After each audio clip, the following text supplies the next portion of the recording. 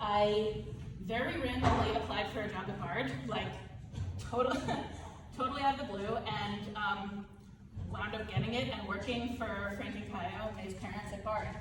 Now, 6 months into my working there, Kaio asked me one day, like, have you ever thought about teaching? Mostly because I had no money. And so Kaio and Frank were always trying to like find things for me to do to make more money.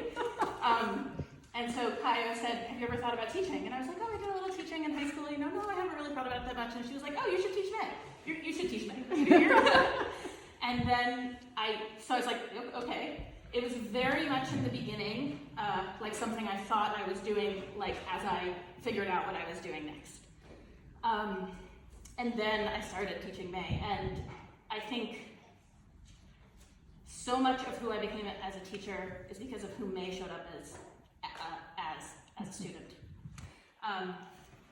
So a few of you knew May at that time. I think May was 5 when we started.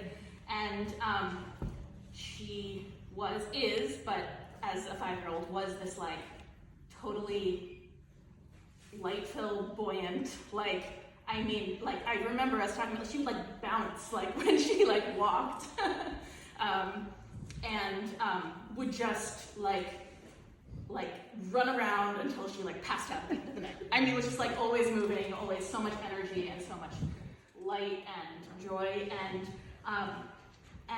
from the very first lesson was just like excited to play and excited to learn, and like really willing to like go in whatever direction I thought might work.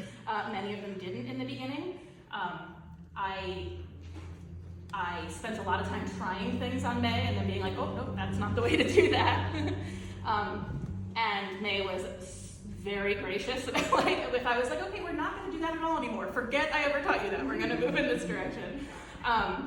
Was so like, okay, fine, you know, like we'll just move in that direction. And really, you know, I can't remember a lesson at that time that you showed up to May that you weren't like smiling and like super excited, ready to go, so joyful to be there and be learning.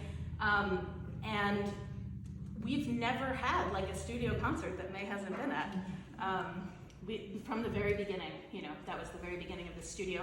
I think but I think, you know, everyone in this studio really owes a lot to May's legacy here, which is just like curiosity and joy and like really always showing up in such a generous and empathetic way.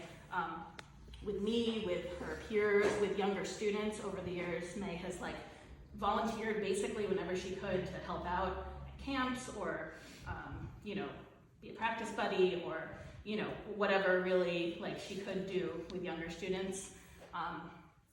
And I think my trajectory as a teacher is really been so much like just trying to stay one step ahead of what I thought May needed for so long. And it really like pointed me in a direction for a long time. And really, you know, I didn't know how long I would teach or, you know, how much I would teach or, you know, I think until May and I started working together. So that has really like impacted me and the studio enormously. And it's hard to imagine.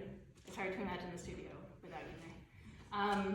And this piece that they just performed, we were talking about it like every time we rehearsed it for the last few months, but was personally meaningful to me because I remember another thing I did for money when I was like, back then was babysit May, or like pick May up from gymnastics or whatever. And I have like really vivid memories of watching these movies with May at that stage. So it was like very personally meaningful for me that they chose this piece to perform. I think for both of our seniors, like I'm so excited to see where they're headed. I know they have so much ahead of them, and I really hope you will both come back and visit and share everything you have going on with us. So thank you both.